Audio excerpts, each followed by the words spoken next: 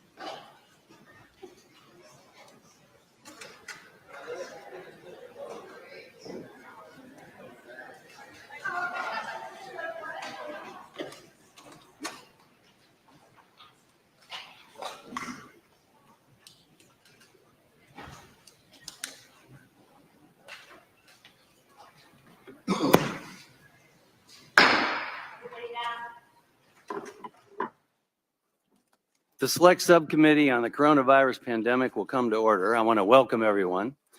Without objection, the chair may declare a recess at any time.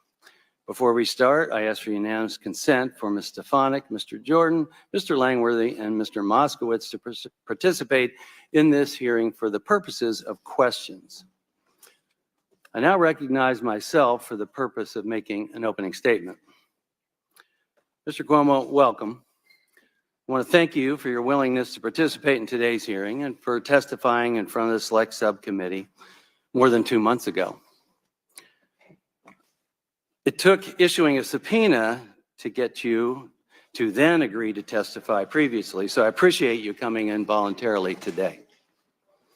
Before we get into the substance we are here to examine, I want to tell you that this subcommittee has been threatened twice this Congress. Once by the Chinese Communist Party through its embassy for examining the origins of COVID-19. And a second time by you through your council for examining the handling of COVID-19 in nursing homes. I can tell you, we have not and we will not bow to these threats. I certainly hope you do not approve of these tactics, or perhaps you aren't aware of them, Governor Cuomo, which seems to be a consistent pattern. Nonetheless, Select Subcommittee is holding this hearing today to examine your administration's handling of the COVID-19 pandemic in New York. Specifically, we want to focus on the issuance of a directive that resulted in the admittance and readmittance, according to the AP, of more than 9,000 potentially COVID-positive individuals to nursing homes. The Select Subcommittee has been authorized to investigate the COVID-19 pandemic and to explore lessons learned, positive or negative, to better prepare for future pandemics. Since the beginning of this Congress, we've been committed to conducting a thorough investigation, free from influence and unafraid to follow the facts wherever they may lead. We've acted in a transparent fashion, cognizant that Americans deserve to see our work and review all available information so they can draw their own conclusions.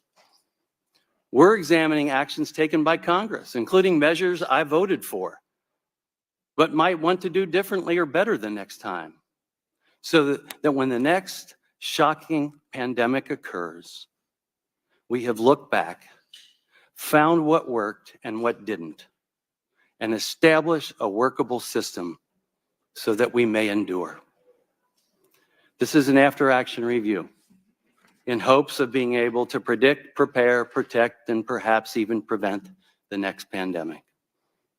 In search for best pandemic practices, today's hearing is focused on New York and the March 25, 2020 directive from the New York State Department of Health issued under Governor Andrew Cuomo's leadership. In this investigation, we have reviewed more than 500,000 documents, and we've conducted 10 transcribed interviews with members of your administration, including you. Our findings are based on the evidence and testimonies that we have received. This is a comprehensive and painstaking endeavor to find out what happened in New York nursing homes, with more than 2,000 pages of testimony publicly released to support our conclusions.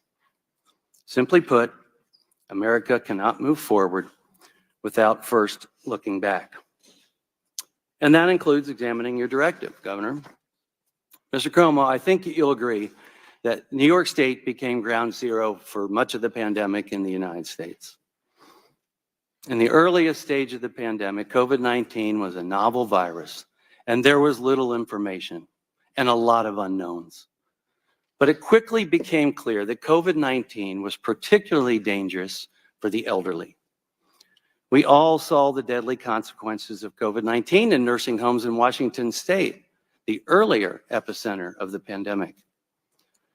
There was 1,000-fold higher risk of poor outcomes, specifically hospitalization and death for older people relative to younger populations. Therefore, it was critically important that the public health response prioritize protecting high-risk populations. This is an important lesson learned. This was understood by the U.S. Centers for Medicaid and Medicare Services and the U.S. Centers for Disease Control and Prevention, the CDC. On March 13, 2020, CMS issued guidance, I want to stress the word guidance, that specifically directed nursing homes to not accept COVID-19 positive patients if they were unable to do so safely, and to only accept individuals if the nursing home could follow CDC transmission-based guidance. Again, this guidance was a non-binding, federally issued guidance that's reflected by its language. The CMS guidance used terms such as can and should, consistent with the tone of guidance. A nursing home can accept a resident, this is a quote, a nursing home can accept a resident diagnosed with COVID-19 and still under transmission-based precautions for COVID-19, as long as the facility can follow CDC guidance for transmission-based precautions. Nursing homes should admit any individual that they would normally admit to their facility, including individuals from hospitals where a case of COVID-19 was or is present. This was not the case with the directive issued by your administration on March 25, 2020. While I know like to play semantics and refer to it as an advisory, it's clear that it's anything but. Merriam-Webster defines an advisory as containing or giving advice. Your advisory refers to itself in the language as a directive in the very first paragraph, with your name at the top, Governor Cuomo.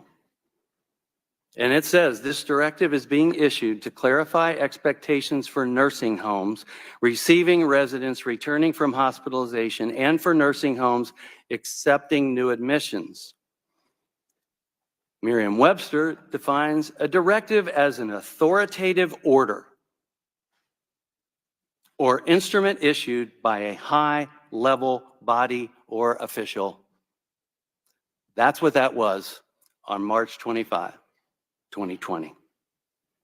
In your case, that carries the weight of law. Your directive uses words like shall, must, and prohibit. It directs that all nursing homes must comply with the expedited receipt of residents returning from hospitals to nursing homes. It directs no resident shall be denied readmission or admission to the nursing home solely based on a confirmed or suspected diagnosis of COVID-19. An authoritative directive from the state of New York with the authority of law. No resident shall be denied readmission or admission to the nursing home solely based on a confirmed or suspected diagnosis of COVID-19. It directs that nursing homes are prohibited from requiring a hospitalized resident who is determined medically stable to be tested for COVID-19 prior to admission or readmission. See, here's the problem. Medically stable can still mean highly contagious. The language in this directive is not advisory and it's not non-binding. The CMS guidance was and still is advisory and non-binding. Directive with the authority of law supersedes guidance. Prohibited means not allowed, and prohibiting testing for COVID-19 is nowhere in the CDC guidance. Because of this language, the March 25 directive was dubbed a must-admit order by the public and press, and rightfully so. Those words are not in there, but that's how it became known in the common vernacular in the public and press. But your directive was not consistent with federal guidance, nor consistent with medical doctrine. You do not put highly contagious patients in with vulnerable patients subject to infection, and in this case, death.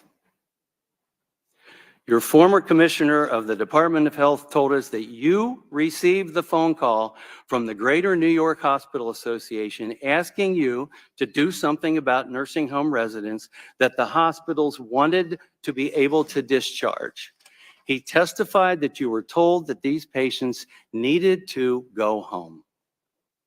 And while you testified that you were not aware of the directive until April 20, 2020, you decided to keep it after learning about it. It remained in effect for almost 3 weeks after you knew about it. Governor, you own this. It's your name on the letterhead. This is your directive, whether you knew about it or not. You're the leader. The buck stops with you, or at least it should. It's important to look at your administration's record. 2 weeks after you learned about the order, your office changed the methodology of how nursing home fatalities were categorized. You removed out-of-facility deaths that occurred at the hospital, altering the full accounting of nursing home deaths. During your transcribed interview, when describing why you chose not to disclose the number of nursing home residents who died at hospitals, you remarked, "Who cares?" I'll tell you who cares about this. Doctors and nurses trying to save lives care about this. People dying and their families, they care about this. If someone contracted COVID-19 in the nursing home and died at the hospital, it matters. It is scientifically significant to know where, how, and why someone contracted COVID-19 and died if we're going to prevent this in the future. That is important data. In July of 2020, you released a report under the auspices of the New York State Department of Health that blamed nursing home employees rather than your directive for the deaths that occurred in nursing homes. Your spokesperson, Rich Azzopardi, described this report as peer-reviewed. I'm not sure if Mr. Azzopardi understands the peer review process. An effective response to the pandemic required a willingness to adapt to evolving data, to new information. It will be required for the next pandemic as well. It's important to review the data, actual data, to recognize the dangerous and disastrous consequences of your directive. A directive that goes against medical protocols and is considered by many medical professionals to be malpractice. You wrote in your book that it wasn't your, quote, place to filter or edit the truth, end quote. But it's clear that it seemed to be someone's place. You said, who cares? But we do care about the truth, because it's obvious that you don't like the out-of-facility nursing home deaths. It's a truth that matters. And that's why we're here today. To ask why you made the decisions that you or your executive team made. To try and account for your actions and responses without naming and blaming others, as you have repeatedly done, because we need to help America be prepared for the next pandemic and to protect American lives. And because infectious diseases like respiratory viruses don't recognize borders, we want to protect lives beyond our borders as well. I look forward to a strong, on-topic discussion today. And I would now like to recognize Ranking Member Ruiz for the purpose of making an opening statement. Thank you, Mr. Chairman. Let me begin by taking a moment to acknowledge the seniors that our nation has lost to COVID-19, as well as the grief of the families who lost parents and grandparents during the pandemic. Each and every life taken by the virus is a tragedy, and I'm sorry for your loss.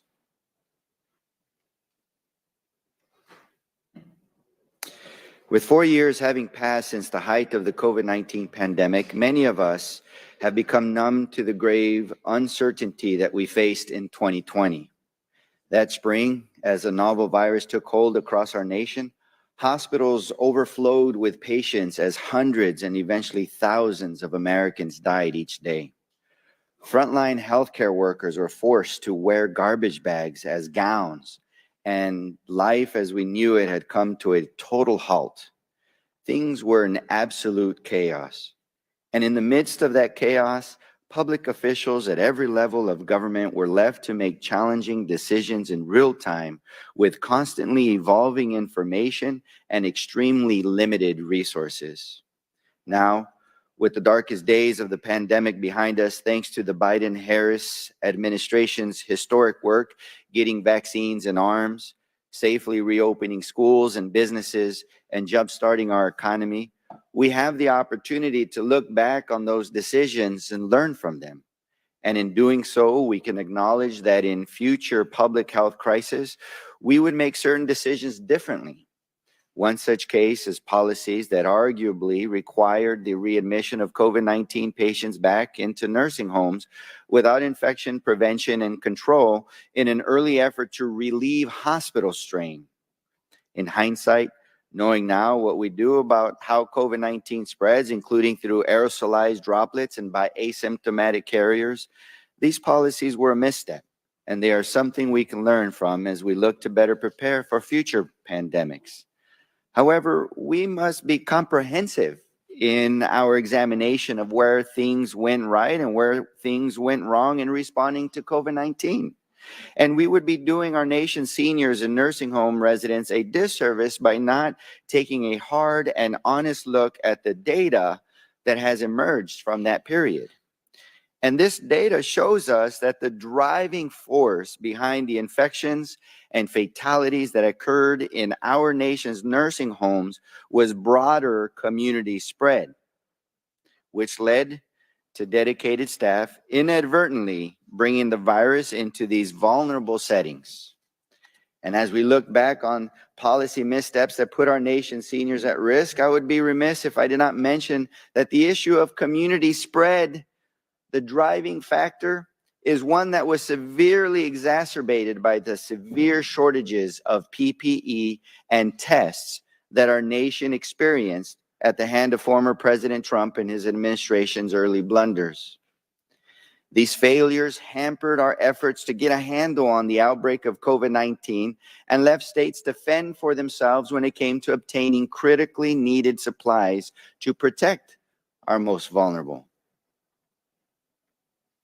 As ranking member, I've championed objectivity and called for the select subcommittee to put people over politics. And in that vein, I want to make something abundantly clear. Any public official who sought to obscure transparency or mislead the American people during the COVID-19 pandemic should answer to the American public, regardless of political party.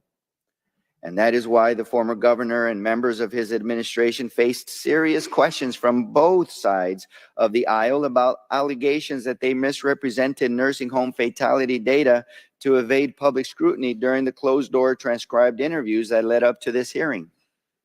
It is also why I have been so forceful in my condemnation of the former president and his reckless efforts to downplay the threat of COVID-19 in the early days of the pandemic. The American people deserve honesty, transparency, and integrity from their public officials, full stop. At the same time, I continue to believe that the greatest thing we can do for the American people is contribute to forward-looking work of preventing and preparing for future pandemics.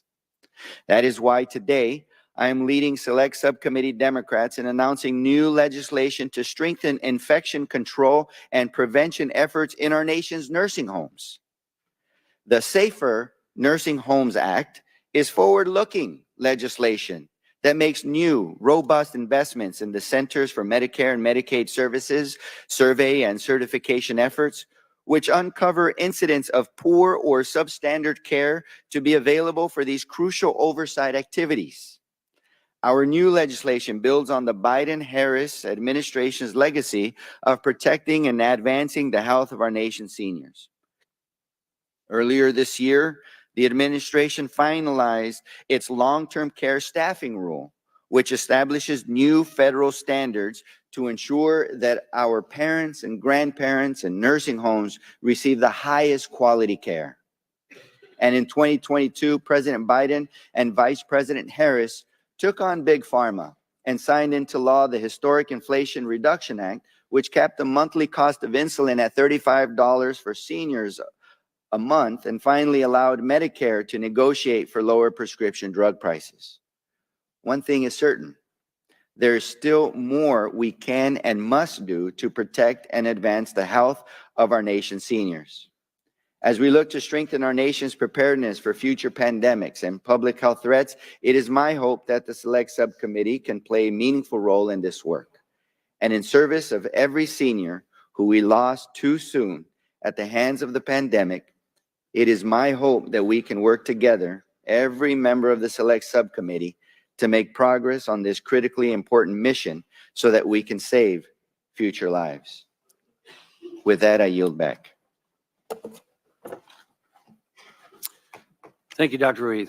Before we proceed with witness statement, I want to announce a subpoena to the governor of New York for documents related to Mr. Cuomo and his March 25th directive. The subpoena is vitally important as this inquiry continues, and because the current governor is improperly withholding documents from Mr. Cuomo's time that are responsive to our requests. We hope that Governor Hochul lives up to her promise of transparency and proceeds without further delay. Our witness today is Mr. Andrew Cuomo. Mr. Cuomo was governor of the state of New York from 2011 to 2021. Pursuant to the Committee on Oversight and Accountability Rule 9G, the witness will please stand and raise his right hand.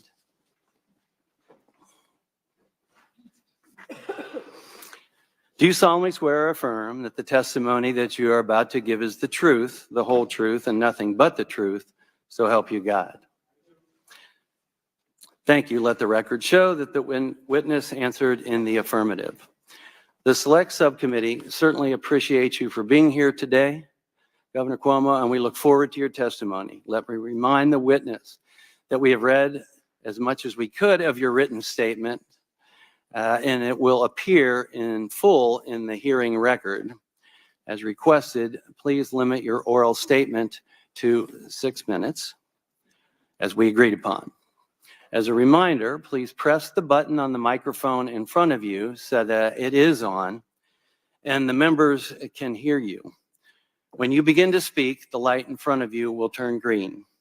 After 5 minutes, the light will turn yellow. When the red light comes on, your 6 minutes has expired, and we would ask that you please wrap up. I now recognize Mr. Cuomo to give an opening statement. Thank you. First, to the families of the victims here today and across the country, I am sorry for your loss, and I believe you are owed an apology because this country should have done better. There is no reason why we lost 1.2 million people, more than any country on the globe, when we have the most sophisticated medical system. This committee must deliver real answers so it never happens again, and I am here today to help in that mission. As you know, New York was hit first and worst by COVID through no fault of its own. I did daily briefings and millions listened in because they wanted No, because they needed information and guidance. And yes, I often vehemently disagreed with President Trump because from day one, he willfully deceived the American people, denying COVID's very real threat, telling us that it was like the flu, it would go away by Easter, it was a Democratic hoax, use Clorox. And his lies and denials delayed our response, let the virus spread, and this country never caught up. Trump literally said, "I take no responsibility," and he fabricated political attacks blaming Democratic governors, including saying that New York issued a health order on March 25th, having COVID-positive people enter nursing homes from hospitals, which recklessly and needlessly caused thousands of deaths. And then Trump weaponized the Department of Justice, starting investigations against New York and 3 other Democratic states. Trump's shocking allegations, all false, were designed to shift blame from him to Democrats, and they did. They also created great pain, confusion, and fear for families. And this subcommittee, run by Republicans, repeats the Trump lies and deceptions, and it inherently makes 2 powerful admissions. First, their report does not deny, contrary to what New York Republicans said for 4 years, it does not deny that it was actually the Trump administration, the CMS and CDC, that first said in early March that COVID-positive people could go from hospitals to nursing homes, even if they were still infectious. That was your ruling. The committee attempts to argue that the New York advisory didn't follow the CMS guidance and overrode safety laws. But that has already been investigated by the New York Attorney General, who said you're wrong and who confirmed the March 25th advisory was in total compliance with federal guidelines, and that all New York's nursing home laws remained in effect, period. In addition, the report provides no evidence to support Trump's main allegation, repeated for 3 years, that New York's guidance killed thousands in nursing homes. In fact, the report finds no causality whatsoever, not one death, all hype. Why? Because it never happened. All credible studies now say that COVID came into nursing homes through community spread and infected staff, not hospital admissions or readmissions. Numbers don't lie. 35 states had a higher death rate in nursing homes than New York, including Ohio. Most Republican states actually had a higher death rate in nursing homes than New York in 2020. And that fact damns them and reveals their hypocrisy. But these are all diversions to blame New York and other states for the culpability of the federal response, which was malpractice. There was no preparation, no PPE, no testing, no masks, no science, no leadership. As one Republican governor said about Trump, the general was missing in action, leaving 50 states bidding against each other for scarce medical supplies. It was the COVID Hunger Games. The federal government was nowhere to be found. New Yorkers remember well those traumatic days when the only sound that echoed through the empty streets were the constant sirens from ambulances, when mass graves were being dug on Hart's Islands, when bodies were being stored in refrigerated trucks. Our hospital system nearly collapsed, and Trump was threatening to send federal troops to blockade New York so no one could leave. That was the federal response. And yes, New Yorkers were scared, but they were New York tough, and they showed that they responded to government leadership when they believed it was based on facts. In that moment in New York, there were no Democrats and Republicans, there were just New Yorkers helping and relying on each other. They were guided by their better angels. They followed science, took vaccines, wore masks, and acted responsibly, one for another. New Yorkers' heroic actions brought us back from the brink and saved many, many lives. When COVID started in 2020, we had the highest death rate in the country. But at the end of 2021, remarkably, New York had a lower death rate than 30 states. But even with all New Yorkers did, we lost far too many. And I'm sorry for every life lost. In closing, I know this is a political year, and I have testified before many, many congressional committees. But this issue really matters. There will be another pandemic, and they will pull out your report for guidance. I hope it has real answers. God forbid 1.2 million people died in vain. Thank you. Thank you. I now recognize myself for as much time as I may consume for questions, with equal time being afforded to the ranking member of the committee. The question is asked, did the federal government require that the state of New York mandate that its nursing homes admit or readmit residents? The answer is no. Did the federal government mandate that your state issue a directive that prohibited a nursing home from testing an admitted or readmitted resident for COVID-19? The answer is no.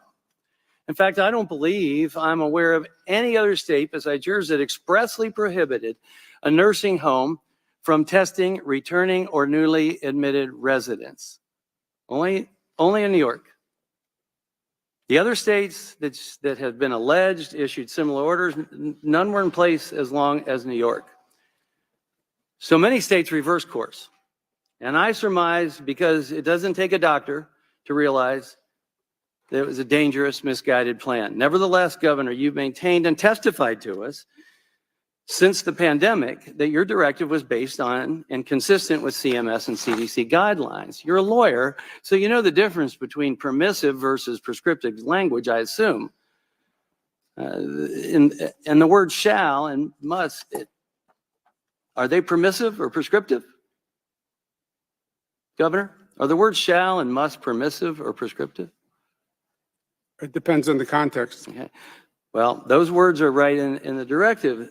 This was not advisory or guidance. You have also claimed that the directive followed CMS and CDC guidance. Did you ever speak with anyone at CMS or CDC about the directive beforehand? You'd have to ask the Department of Health had those conversations. So what you're saying is you did not ever speak with anyone at CMS or CDC about the directive beforehand. I'm asking you. I can ask them later, but I spoke to the CMS and CDC about a number of matters. Did you speak to them about the directive beforehand, your directive? I did not speak to them about this directive, to the best of my recollection. Not even after? After the directive, did you speak with them? To the best of my recollection, no. Okay. Nor did they speak with me. Not even to ensure that what you No, they never called. Okay.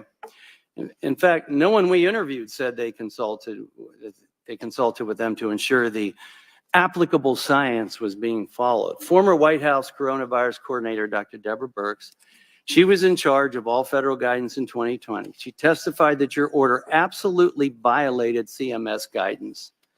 Is it your position that Dr. Birx lied? My position is you deceived Dr. Birx.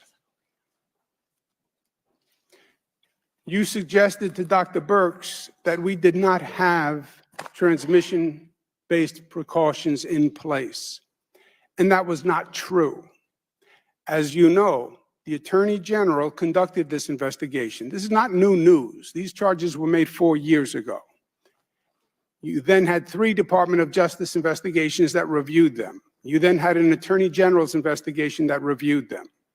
The Attorney General of New York, who governs the New York law and interprets the New York law, found exactly contrary to what you are saying and said it repeatedly. And you know she said it repeatedly. She said, quote, the March 25th advisory did not require admission of COVID-19 patients into nursing homes, but rather said the admission could not be denied solely. Merriam-Webster says that means only on the basis of the COVID diagnosis.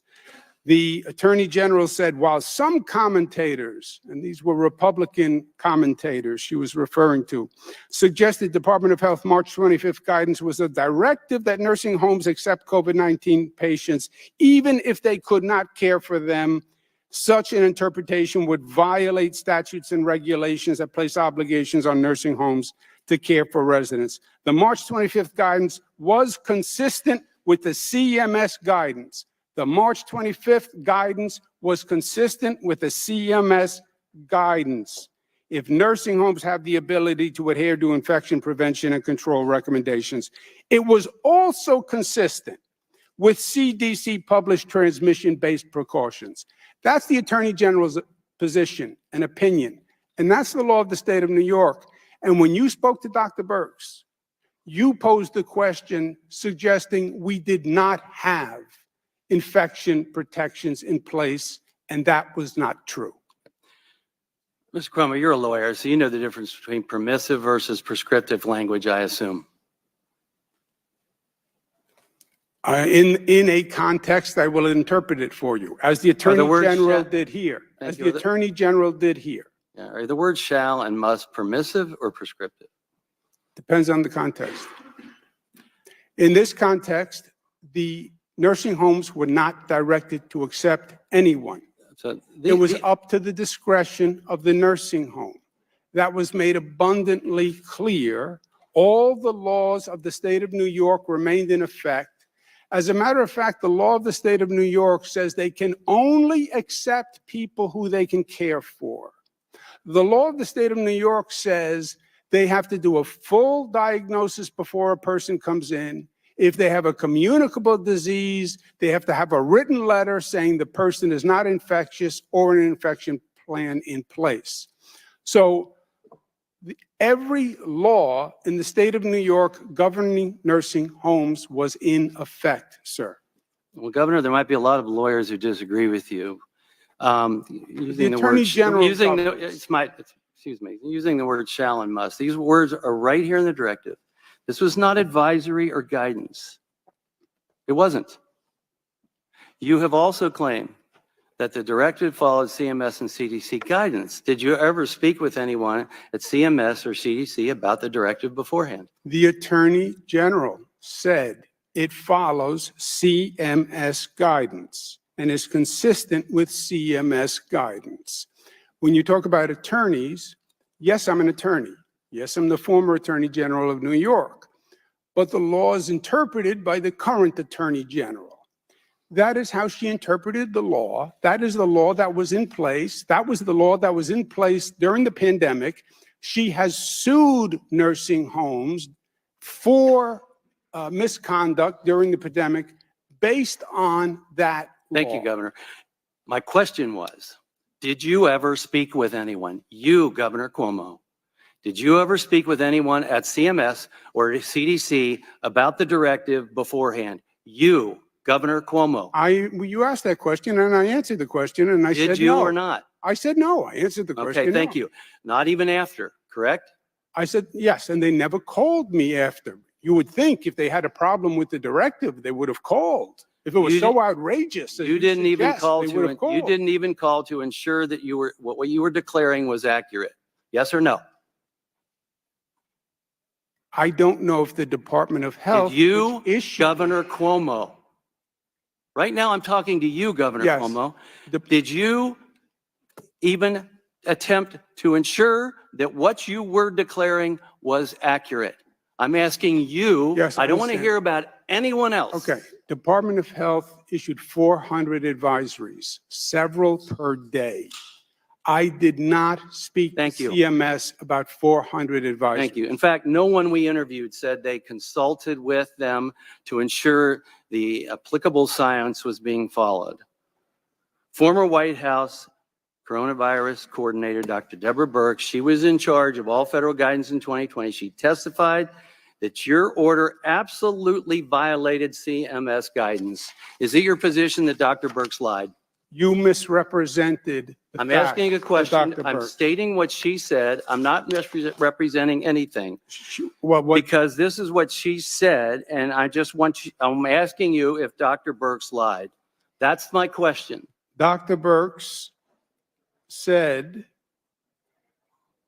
that the March 25th advisory, which you read to her in your words, didn't have appropriate infection control procedures. That was by your representation.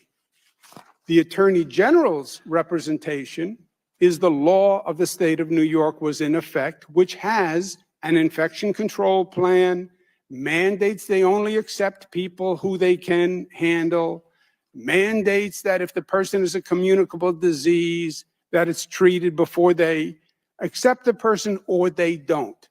So the infection-based control precautions were in place. The question to Dr. Burks was, would you allow admission if there were no transmission-based precautions? And she said no. And I would agree, but they were in place. So many states reverse course. And I surmise because it doesn't take a doctor to realize this is a dangerous, misguided plan taking place in New York. Nevertheless, Governor, you testified to us since the pandemic that your directive was based on and consistent with CMS and CDC guidelines. And you're a lawyer, so you know the difference between permissive versus prescriptive language, I assume. Are the words shall and must permissive or prescriptive? It's not my lawyer. It's the Attorney General of the state of New York who interprets the law. That's how the law works, sir. I now recognize the ranking member, Dr. Reeves from California, for 5 minutes of questions. Thank you, Mr. Chairman. Something I believe every member of the Select Subcommittee would agree on is the obligation that every public official has to be transparent with the American people, especially during a public health crisis. Transparency, including with public health data, is necessary for public trust, and it's expected of those who hold elected office. What's more accurate and comprehensive data is critical to develop forward-looking policies to prevent and prepare for future pandemics. As an emergency physician, I know firsthand that when dealing with a new and evolving public health crisis, every piece of data can help build a better picture of what we are facing and inform better decisions. Governor Cuomo, I appreciate your voluntary participation in today's hearing, as well as your cooperation with the Select Subcommittee in recent months. After reviewing nearly 200,000 pages of documents and conducting 10 closed-door interviews, questions still remain regarding the extent to which your administration was transparent in reporting nursing home fatality data, both with respect to the daily numbers and the numbers included in the July 6, 2020 New York State Department of Health report.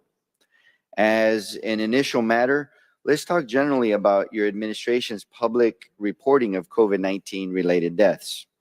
So, Governor Cuomo, your administration publicly reported COVID-19 related deaths with a fatality tracker available on a public website, correct? Yes, sir. Okay. The New York State Department of Health also posted a daily report specific to nursing home deaths on a publicly available webpage, right? I don't know specifically what the Department of Health had separately. Okay. Initially, the nursing home fatality data included deaths both in facility and out of facility, meaning in the nursing homes or nursing home patients who were moved out of the facility to a hospital, for instance.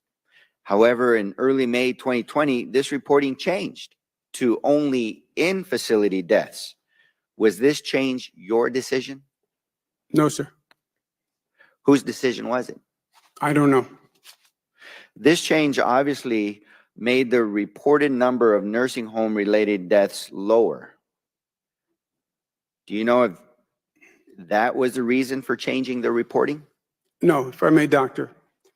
Every day, I personally did a daily briefing and reported the number of deaths. The surest place with the most certainty was this is the place where they died. Every night we got a census from the hospitals. Every night we got a census from the nursing homes, total nursing home deaths, total hospital deaths. I had confidence in those numbers.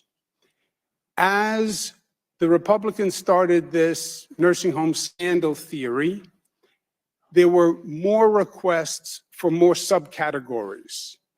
At-home deaths, probable deaths, presumed deaths, in facility, out of facility. And dealing with those subcategories, the numbers were less than certain and they were highly problematic because you were calling up a nursing home and basically asking them to do a forensic audit in the middle of a pandemic. Please track this patient. They went from the nursing home to home, and what happened? They went from the nursing home to the hospital. Can you find out what happened? The confidence level in the out-of-facility deaths or presumed deaths was very weak and very low. It was very important to me that whatever I said, I knew was accurate. They asked for out-of-facility deaths. They asked for presumed deaths. I said, when we have accurate numbers, I will release them. But I'm not going to release numbers that I don't believe and we have reason to believe were false. And there was a lot of double counting and a lot of mistakes in those numbers. And doctor, my briefings attracted people because they got the truth. And whereas President Trump would say a different thing every day, I only said what I knew to be a fact. And I was not going to put out a number unless I knew it was true. I said I was not putting out the out-of-facility deaths until I knew they were true, but the total number was unchanged. In other words, the out-of-facility deaths would have just reallocated deaths from hospitals to nursing homes and reduced the hospital number. But the total death number was exactly the same. So the daily reporting was not the only way the New York State Department of Health shared nursing home fatality death with its public. There was a report released on July 6, 2020 that purported to be an in-depth analysis of nursing home data.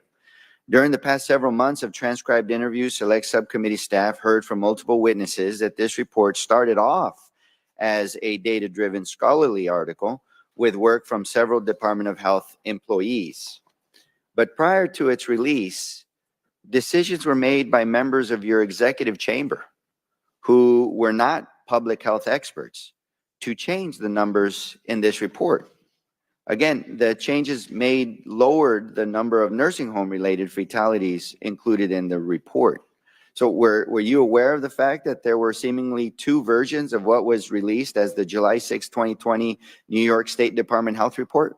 Yeah, the purpose of the July 6th report was not to do a scholarly article for a medical journal. We were in the middle of a pandemic. And there may have been people who wanted to do a scholarly article for a medical journal, but this had a much more practical purpose. We're in the middle of a pandemic. How was COVID getting into the nursing homes? That was the question. How was COVID getting into the nursing homes? And that was the purpose of the report. There were multiple sets of numbers because the numbers kept changing because the nursing homes were under tremendous pressure, and this was a tremendous accounting task that we were asking them to do. The report used the verified numbers, and I said, because this was a question every day, doctor, this was not like surreptitious. I said, when we have the out-of-facility numbers that we believe are accurate, we will release them. They were not in the July 6th report. The health commissioner said he had the verified numbers, there were unverified numbers. They both backed the same conclusion in the report. So he decided to use the verified numbers. And we said, when we audit the unverified numbers, we will release them. So it was everyone was always clear. Here's the total death. Here are the subcategories that we feel confident about. Here's what we don't feel confident about. Also, this was very political at the time. President Trump was accusing me of overcounting the number. He said I was inflating the number to make him look bad, that there were actually fewer deaths, and I was inflating the number. So it's ironic that now the accusation is, oh no, you were undercounting the number, right? So you have to pick it at one point. So let me just ask you directly, and let me remind you that you are under oath, Governor. Did you direct your staff to make the number of nursing home related fatalities lower than they actually were? No, we said these are the numbers without the out of facility death numbers, which we will add when they're accurate, which will reduce the hospital count number, but the total death number stays exactly the same. It was an allocation question. Do you allocate the death to the nursing home or do you allocate it to the hospital? But the total death number was the same. And the only reason the Republicans were asking these questions about nursing home deaths was to further their conspiracy theory that there were massive deaths in nursing homes, which in my opinion was a pure diversion from the federal malpractice that was going on, because everybody knows that COVID did not get into nursing homes from admissions or readmissions. It came in from community spread. And the reason why you had so many infected staff workers going to work was because the federal government had no PPE, no masks, no equipment, no warning, no preparation. We had a president who lied to us from day one. As ranking member of the Select Subcommittee, I'm committed to following the facts for an objective analysis of how COVID-19 impacted our communities across the country, all with the goal of putting us on stronger footing to prevent and prepare for future pandemics. As I said, accurate and complete data is vital to ensuring that we as a country are as prepared as possible to handle the next pandemic better than the last. And with that, I yield back. I now recognize the chairman of the full committee, Mr. Comer from Kentucky, for 5 minutes of questions. Thank you. Governor Cuomo, do you stand by the March 25th, 2020 directive? The March 25th directive was based on the CDC CMS guidance. So you stand by it? They both do the same thing. Both you have CMS, said that, CDC, and DOH. excuse me, you had said that the directive followed CDC and CMS guidance. Are you aware of anyone in your office that asked CDC or CMS about the policies in the directive? The Attorney General opined legally they were the same and said the March 25th order was consistent with the federal guidance. Okay, and so that's you how stand it was by it. enforced. And you say it followed federal guidance, then why did it need to be superseded by executive order? Was this because It was you were superseded getting bad later press? on. I'm sorry, I didn't mean to interrupt you. Okay. It was superseded later on because we then got to a position in May, I believe, where we had enough testing capacity and we mandated testing for nursing home staff. So it had nothing to do with public relations or bad And press? it also this was all politics all the time. Okay. And it bothered and scared people because they didn't know who to believe. Okay. So on June 7th, 2020, your executive assistant sent this email writing, and I quote, "This is going to be the great debacle in the history books. The longer it lasts, the harder to correct. We have a better argument than we made.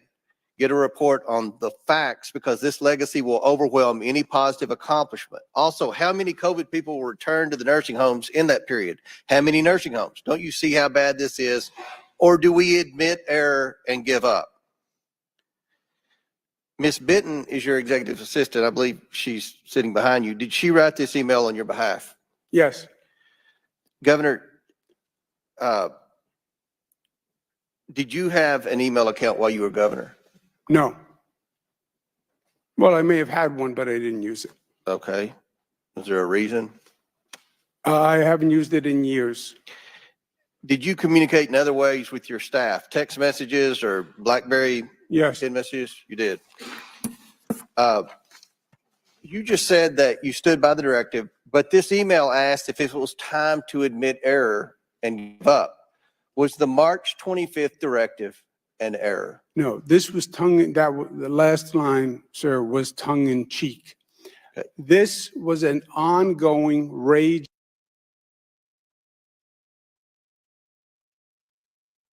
You're watching the CramerSez Project. Global news with local views. From the halls of Congress Across the nation. and around the globe.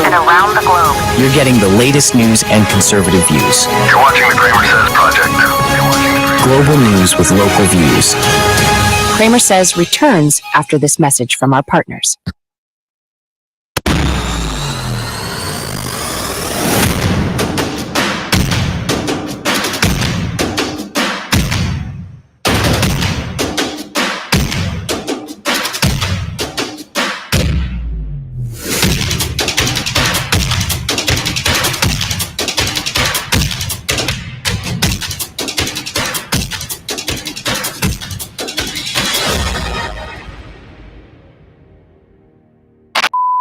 Learn how you can save up to 70% on your healthcare costs with just one click. Visit CramerSez.com/impact for complete details. That's CramerSez.com/impact.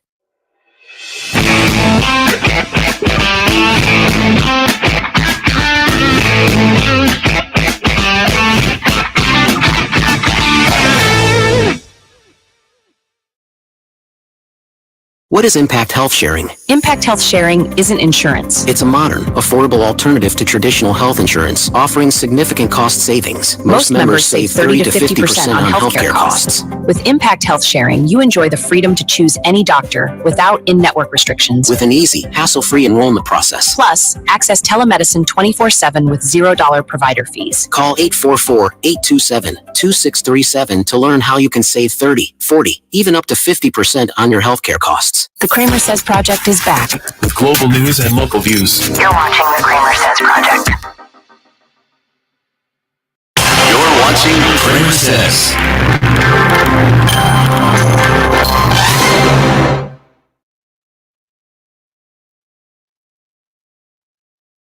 Mr. Jordan, Mr. Langworthy, and Mr. Moskowitz to participate in this hearing for the purposes of questions.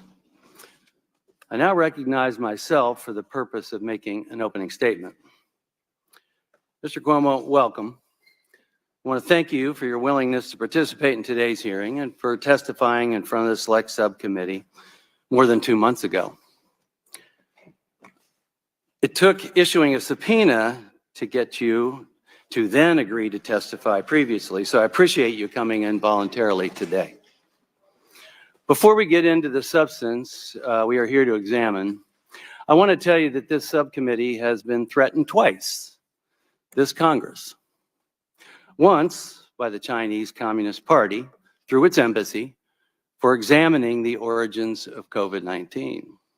And a second time by you through your counsel for examining the handling of COVID-19 in nursing homes. Do you have a CramerSez.com free speech account? Unlike other platforms, CramerSez is 100% free speech. Get your free CramerSez account today at CramerSez.com. Fuck censorship. Impact Health Sharing isn't insurance. It's affordable health care. Impact Health Sharing offers comprehensive medical services, covering preventive care, maternity, accidents, illnesses, and injuries. Plus, choose any doctor or healthcare provider you trust with no in-network restrictions. Enjoy the freedom and coverage you need for your entire family. To learn more about how you can save 30, 40, even up to 50% on your healthcare costs, call 844-827-2637. That's 844-827-2637. Thank you for watching CramerSez Live. This concludes this broadcast. Please follow, like, and subscribe to be notified the next time The CramerSez Project goes live.